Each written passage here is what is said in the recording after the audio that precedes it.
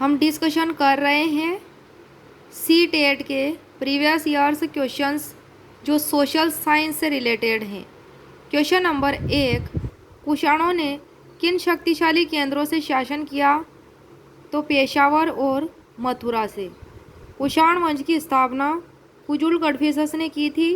भीम कड़फिसस ने सर्वप्रथम सोने के सिक्के जारी किए थे।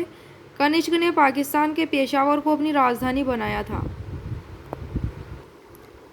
क्वेश्चन नंबर 2, किस स्थान पर अशोक के अभिलेख ग्रीक और अरामाइक भाषाओं में पाए गए थे? तो कंधार से। मास्की, गुर्जरा, नेतुर तथा उदयगोलम अभिलेखों में उसका नाम अशोक मिलता है। अशोक के शिलालेखों की खोज 1750 ईस्वी में टी फेंथलर ने की थी। किसने की थी? टी फेंथलर ने की थी। अशोक के शिलालेखों की खोज 1750 ईस्वी में। अशोक के अभिलेखों को 3 भागों में विभक्त किया जाता है। 3 भागों में: शिलालेख, स्तंभलेख और गुहालेख। शिलालेख, स्तंभलेख और गुहालेख। शिलालेख ब्राह्मी, खरोष्टी, ग्रीक और अरामाइक में है। स्तंभलेख केवल ब्राह्मी लिपि में लिखे गए हैं। अशोक के कौशाम्बी अभिलेख को रानी का अभिलेख कहा जाता है। 12वें शिलालेख में, अशोक के 12वें शिलालेख में धार्मिक सहिष्णुता की नीति का उल्लेख किया गया है। और 13वें शिलालेख में पड़ोसी राज्यों का वर्णन है और 8वीं राज्यों का उल्लेख है 13वें शिलालेख में। नेक्स्ट है क्वेश्चन नंबर 3, मध्याह्न भोजन कार्यक्रम शुरू करने वाला पहला भारतीय राज्य कौन सा था? तमिलनाडु। मध्याह्न भोजन योजना भारत में 15 अगस्त 1995 से प्राथमिक शिक्षा के लिए पोषण सहायता का राष्ट्रीय कार्यक्रम के नाम से शुरू की गई थी। सितंबर 2021 में मध्याह्न भोजन योजना का नाम बदलकर पीएम पोषण, प्रधानमंत्री पोषण शक्ति निर्माण कर दिया गया था। इस योजना के अंतर्गत पूर्व प्राथमिक स्तर या सरकारी सहायता प्राप्त प्राथमिक विद्यालयों के बाल वाटिकाओं में पढ़ने वाले छात्रों को गर्म पके भोजन का वितरण किया जाएगा।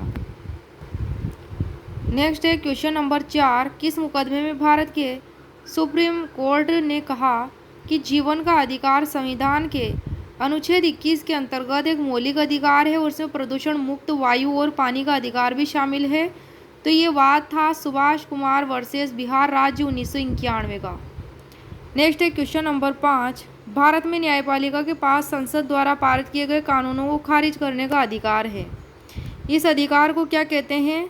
तो न्यायिक समीक्षा कहते हैं। इसके दौरान विधायी कार्यों की समीक्षा, प्रशासनिक कार्रवाई की समीक्षा और न्यायिक निर्णयों की समीक्षा की जाती है।